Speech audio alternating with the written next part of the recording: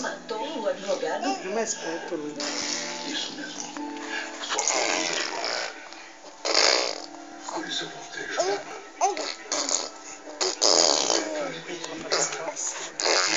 Jamais que essa doença No Face, velho.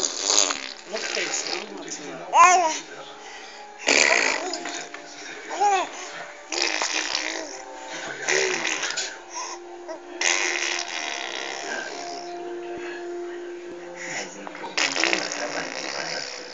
Não faça isso, mulher. Sabe por quê, Reginaldo? Ela vai me pagar. Olha, olha, tá metade do corpo no chão já. Olha, Camila. Você cumpriu sua promessa de largar o emprego. E por isso você pode dar meia. Ô, dona Cota, não leva tanto comigo não, sabe? É porque às vezes eu fico assim, meio escamelhada, sabe? E digo besteira. Eu também não tenho que cobrar nada não, porque sou muito honesta.